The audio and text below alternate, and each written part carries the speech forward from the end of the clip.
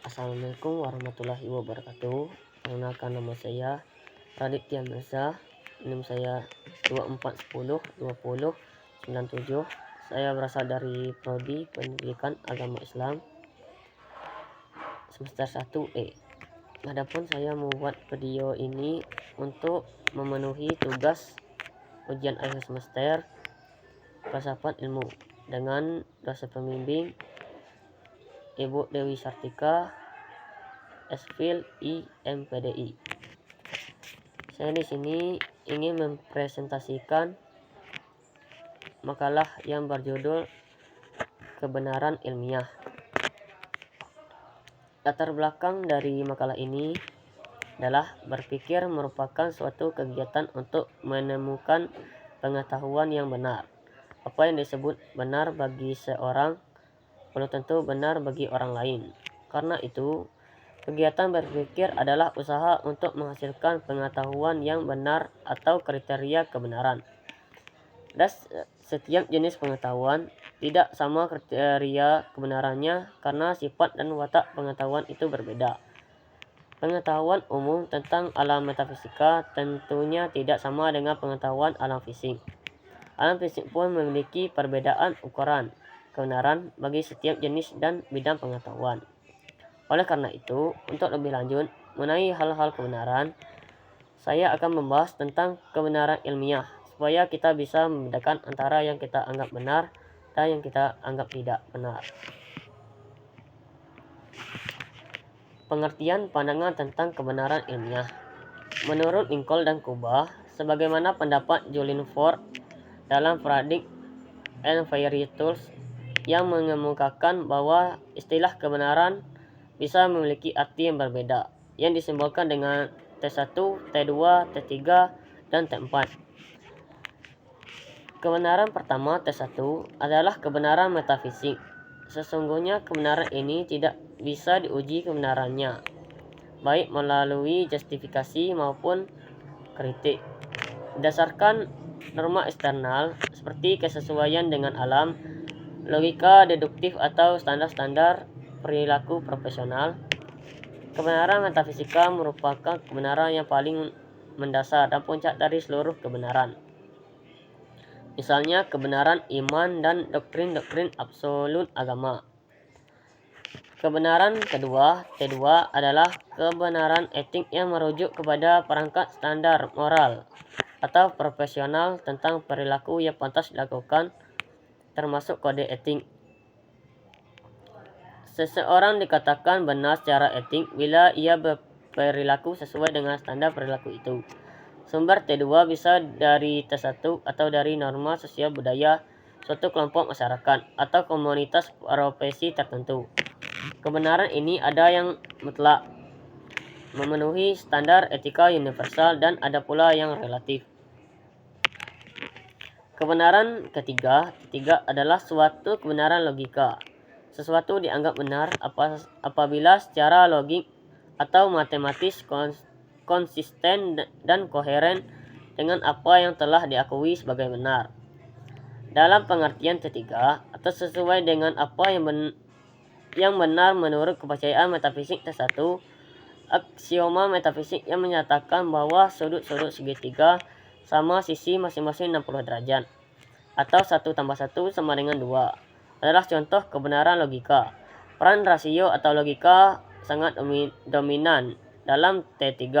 Meskipun demikian, sebagaimana pada kebenaran T2, kebenaran ini tidak terlepas dari konsensus orang-orang yang terlibat di dalamnya. Bahkan 1 tambah 1 sama dengan 2 pun ada dasarnya adalah hasil konsensus. Mengapa tidak 1 tambah 1 sama dengan 3? Karena konsensus itu logis, maka diterima secara bersama. Kebenaran keempat, T4, adalah kebenaran empirik yang lazimnya dipercayai melandasi pekerjaan ilmuwan dalam melakukan penelitian. Sesuai kepercayaan, asumsi, dalil, hipotesis, dan proposisi dianggap benar apabila konsisten dengan kenyataan alam. Dalam arti dapat diverifikasi, dipastikan, atau kritik. Dalam konteks ini, teori korespondensi antara teori dengan fakta antara pengetahuan. Dalam pengetahuan a posteriori, demikian Immanuel Kant menyebutnya, menjadi persoalan utama. Di antara keempat kebenaran menurut Ford di atas, maka dalam kajian filsafat ilmu kajian dipokokkan adalah terhadap kebenaran empirik dan 4, yang disebut juga kebenaran ilmiah.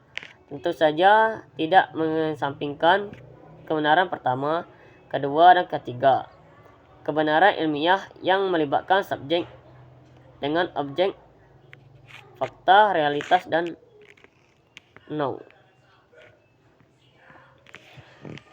Teori-teori kebenaran ilmiah. Secara tradisional, teori-teori tentang kebenaran terdapat beberapa bagian, yaitu 1. Teori kebenaran saling berhubungan.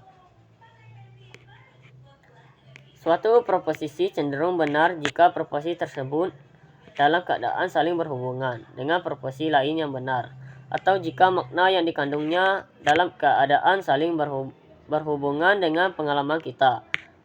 Dapat diungkapkan bahwa suatu proposisi apabila berhubungan dengan ide-ide dari proposisi yang telah ada atau benar, atau juga apabila proposisi itu berhubungan dengan proposisi terdahulu yang benar. Teori kebenaran saling berkesesuaian. Teori kebenaran ini menyatakan bahwa segala sesuatu yang kita ketahui dapat dikembalikan pada kenyataan yang dikenal oleh subjek. Teori ini berpandangan bahwa suatu proposisi bernilai benar apabila saling berkesesuaian dengan dunia kenyataan. Teori kebenaran inheres. Teori ini disebut juga teori pragmatis. Pandangannya adalah suatu proposisi bernilai benar apabila mempunyai konsekuensi yang dapat dipergunakan dan bermanfaat. Teori kebenaran berdasarkan arti. Proposisi itu ditinjau dari segi arti atau maknanya. Apabila proposisi yang merupakan pangkal tumpunya mempunyai referensi yang jelas. Oleh sebab itu, teori ini mempunyai tugas untuk menggunakan kesahan dan proposisi dalam referensinya.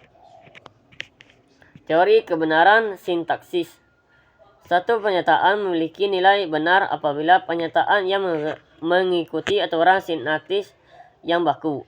Atau dengan kata lain, apabila proposisi itu tidak mengikuti syarat atau keluar dari hal yang disyaratkan, makna proposisi itu mempunyai arti. Teori ini berkembang di antara para filsuf analisis bahasa. Teori kebenaran non-deskripsi. Suatu pernyataan akan mempunyai nilai benar yang amat tergantung peran dan fungsi dari pernyataan itu. Teori kebenaran logis yang berlebihan. Pada dasarnya, menurut teori kebenaran ini, bahwa problem kebenaran hanya merupakan kekacauan bahasa saja dan berakibat suatu pemborosan. Karena pada dasarnya, apa yang hendak dibuktikan kebenarannya memiliki derajat logis yang sama yang masing-masing saling melingkupinya. Sifat kebenaran ilmiah. Kebenaran ilmiah muncul dari hasil penelitian ilmiah, maksudnya suatu kebenaran tidak mungkin muncul tanpa adanya prosedur baku yang harusnya dilaluinya.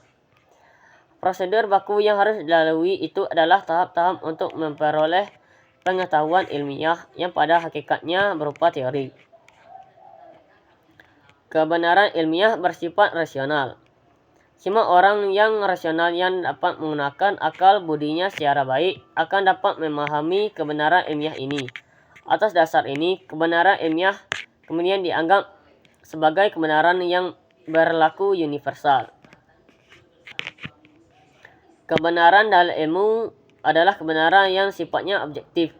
Maksudnya adalah bahwa kebenaran dari suatu teori atau paradigma harus didukung oleh fakta-fakta yang berupa kenyataan dalam keadaan keobjektifannya, dan kebenaran yang benar-benar lepas dari keinginan subjek. Kebenaran ilmiah juga memiliki sifat empiris yang ingin mengatakan bahwa bagaimanapun juga kebenaran ilmiah perlu diuji dengan kenyataan yang ada. Bahkan sebagian besar pengetahuan dan kebenaran ilmiah berkaitan dengan kenyataan empiris dalam dunia ini. Hal yang mencakup penting perlu mendapatkan perhatian dalam hal kebenaran, yaitu bahwa kebenaran dalam ilmu harus selalu merupakan hasil persetujuan atau konvensi dari para ilmuwan pada bidangnya. Oleh karena itu, itulah kebenaran ilmu juga memiliki sifat universal, sejauh kebenaran ilmu itu dapat dipertahankan. Adapun kesimpulan dari makalah ini ialah kebenaran ilmiah muncul dari hasil penelitian ilmiah. Maksudnya, suatu kebenaran tidak mungkin muncul tanpa adanya prosedur baku yang harus dilaluinya. Kebenaran ilmiah bersifat rasional. Semua orang yang rasional yang dapat menggunakan akal budinya secara baik akan dapat memahami kebenaran ilmiah ini. Kebenaran dalam ilmu adalah kebenaran yang sifatnya objektif. Maksudnya adalah bahwa fakta-fakta yang berupa kenyataan dalam keadaan keobjektifannya dan kebenaran benar-benar terlepas dari keinginan subjek. Baiklah, itulah yang dapat saya sampaikan.